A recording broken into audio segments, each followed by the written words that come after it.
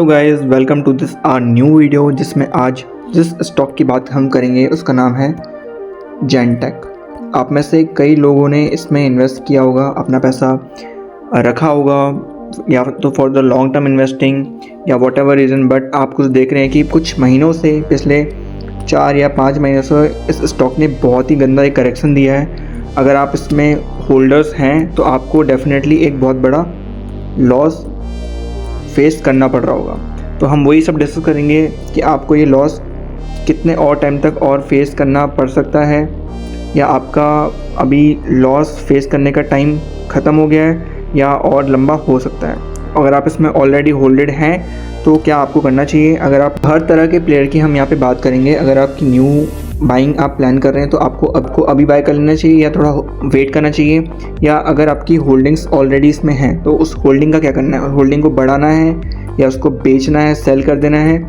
या कम कर देनी है, तो वो सब डिस्कस करेंगे आज हम इस वीडियो में। तो चलिए वीडियो शुरू करते हैं। तो अगर आप फर्स्ट टाइम इस चैनल में आ रहे हैं तो प्लीज़ चैनल को लाइक, शेयर एंड सब्सक्राइब ज़रूर कर दीजिएगा, सो दैट कि ऐसी वैल्यूएबल कंटेंट आपके पास आता रहे। तो जैसा कि आप सभी के सामने हमने खोल दिया है जेन टेक्नोलॉजी का चार्ट, और ये मैं मंथली टाइम फ्रेम में सबसे पहले डिस्कस कर रहा हूँ कि मंथली टाइम फ्रेम में इसमें क्या हो रहा है। जैसा कि आप देख पा रहे हैं 2023 के आसपास इसका प्राइस था 306 रुपये के आसपास, इट मीन्स 300 रुपये। और उसके बाद इसने एक इतनी शानदार रैली दी कि इसका प्राइस चला गया था 2500 के आसपास। लेकिन 2500 के बाद ये वापस आया 500 रुपये में, जो मार्केट करेक्शन का उस टाइम पे फेस चल रहा था। उसके बाद इसने वापस से एक रैली दी जो कि इसने फिर टच किया 2000 के प्राइस को, और अब 2000 के बाद ये फिर से ट्रैवल कर रहा है 1400 के आसपास। तो अब आपको क्या करना चाहिए, आप सभी का दिमाग में ये चल रहा होगा, अगर आप इसमें लॉन्ग होल्डिंग कर रहे हैं तो आप सभी के दिमाग में ये चल रहा होगा कि इसमें क्या करें। मंथली चार्ट को पहले हम अच्छे से डिस्कस कर लें। तो आप गौर से अगर मंथली चार्ट को देखेंगे तो ये जो पिछले 4 महीने रहे हैं, ये वाला 3, 4, 5, ये जो 5 महीने का जो एक सपोर्ट बना हुआ है यहाँ पे, ये वाला रेंज, ये उस सपोर्ट के पास इस टाइम पे ट्रैवल कर रहा है। अभी हम RSI पे ध्यान नहीं देंगे, अभी हम सिर्फ चार्ट्स को देखेंगे। तो पिछले 5 महीने के सपोर्ट में ये ट्रैवल कर रहा है इस टाइम पे, तो ये एक अच्छा सपोर्टिंग जोन यहाँ पे बन सकता है। इसको हम अच्छे से डिस्कस करेंगे बाकी वीकली चार्ट में। अगर वीकली चार्ट को हम खोलेंगे तो अगर आप इसको बहुत अच्छे से स्क्रॉल डाउन करेंगे तो अब आपको सपोर्ट बहुत क्लियर नज़र आएगा, जो कि एक बॉटम ये जहाँ से रैली आई, दूसरा बॉटम ये जहाँ से फिर रैली आई, तीसरा बॉटम ये बन सकता है। तो अभी हम थोड़ा वेट कर सकते हैं कि इस बॉटम को टच कर ले, 1100 1150 के लेवल पे आए। उसके बाद इसमें एक बाइंग अपॉर्चुनिटी हम यहाँ पे प्लान कर सकते हैं। जो भी आप कहना चाहें कि आप अगर लॉन्ग टर्म इन्वेस्टिंग करना चाहते हैं या स्विंग ट्रेड करना चाहते हैं तो उसके बाद आप प्लान कर सकते हैं किस प्राइस पे, 1150 के आसपास, इस रेंज के आसपास। हालांकि इसमें अगर आप अभी अपॉर्चुनिटी फाइंड आउट कर रहे हैं तो अभी भी एक अपॉर्चुनिटी यहाँ बन रही है। अगर आप इसको लास्ट वीक्स की कैंडल्स को देखेंगे तो लास्ट वीक में इसने एक डोजी कैंडल दी है जो कि एक ट्रेंड फिनिशिंग का साइन होता है। तो लास्ट वीक की कैंडल देखेंगे तो एक डोजी है, प्लस RSI में 40 का सपोर्ट है, 40 के सपोर्ट में चल रही है। तो जो इस वीक की कैंडल बनेगी ये डिसाइड करेगी कि इसमें आप एंट्री अभी बना सकते हो या नहीं बना सकते हो।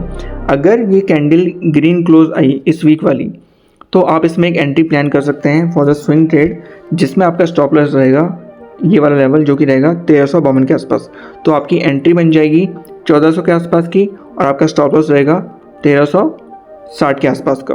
तो ये आपका एक तो फ्रेश स्विंग ट्रेड यहाँ पे प्लान हो सकता है जो कि आप हाल ही में कर सकते हैं। पर एक कंडीशन है, अगर इस मंथ की इस वीक की जो ये कैंडल है ये ग्रीन क्लोज होनी चाहिए, तो तभी आप ये प्लान करेंगे, वरना इसको कैंसिल करेंगे हम। क्योंकि चांसेस हैं कि ये जो पहले वाला ये सपोर्ट है ये इसके आसपास आए और उसके बाद एक बुलिश मूव यहाँ पे दे आपको। तो अगर ये स्विंग ट्रेड आपका सक्सेसफुली इस टाइम पे एग्जीक्यूट हो गया तो अब अगर आप देखेंगे अगर आपका रिस्क रिवॉर्ड रेशियो क्या बन रहा है, तो देखिए आपकी एंट्री रहेगी यहाँ पे कहीं 1400 के आसपास, स्टॉप लॉस रहेगा आपका ये 1300 के आसपास, मतलब 100 रुपये का स्टॉप लॉस है। और टारगेट क्या हो सकता है इसमें, अगर इसने इस स्विंग हाई को भी टच किया जो कि 1900 का है, मतलब 500 रुपये, तो 100 रुपये का आपका स्टॉप लॉस है, 100 रुपये का स्टॉप लॉस है और 500 रुपये का टारगेट है। तो इट मीन्स आपका रिस्क रिवॉर्ड रेशियो बन गया 1:5। तो ये जो कि बहुत अच्छा है।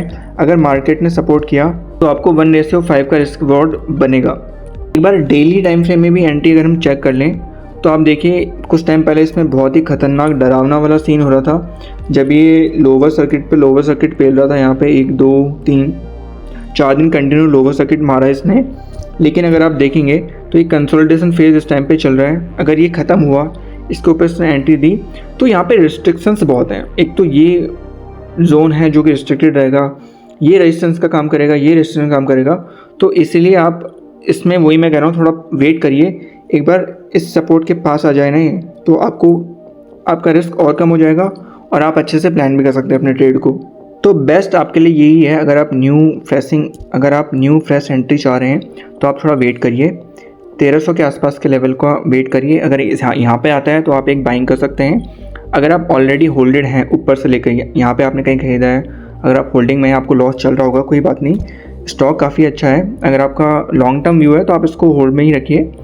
ज़्यादा कोई गिरावट इसमें आई नहीं है अभी टेक्निकली, तो प्लस अभी अगर मार्केट सपोर्ट इसको मिला तो ये आपको एक रैली यहाँ से दे सकता है इस सपोर्ट के बाद। तो यही था हमारा ओवरऑल ज़ेनटेक का एनालिसिस। एक बार रिपीट कर लेते हैं कि किस किस को क्या करना है।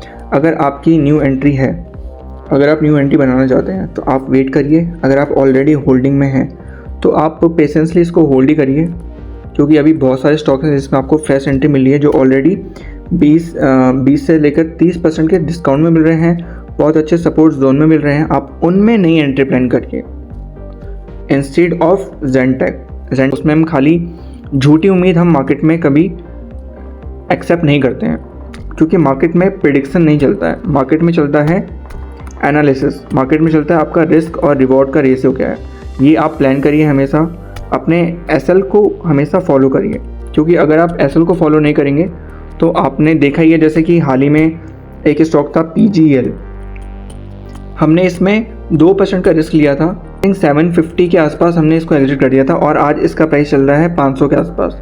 तो आप देख सकते हैं अगर आप एसएल को फॉलो नहीं करते हैं तो आप कितने बड़े लॉस से गुजर सकते हैं। मार्केट इमोशन से नहीं चलता, मार्केट चलता है रूल से। तो इसको फॉलो करिए, आप फ़ायदे ही में ही रहेंगे हमेशा। So guys, this is all about Zentech. अगर आप किसी और स्टॉक का एनालिसिस चाहते हैं, अगर आप किसी स्टॉक में फंसे हुए हैं, स्टक हैं उसमें, तो आप कमेंट में उसका नाम बताइए, हम उसके ऊपर वीडियो बना देंगे। This is for you guys. I hope you like the video, so please like it. Comment करिए कि क्या क्या इसमें और अमेंडमेंट हो सकता है, अपनी एनालिसिस में क्या अमेंड कर सकते हैं, और आपके कोई रिव्यूज़ हैं तो आप प्लीज़ उनको भी डालिए, क्योंकि रिव्यूज़ से ही इम्प्लीमेंट होता है, रिव्यूज़ से ही इम्प्रूवमेंट होता है एक कंटेंट क्रिएटर वाले बंदे का।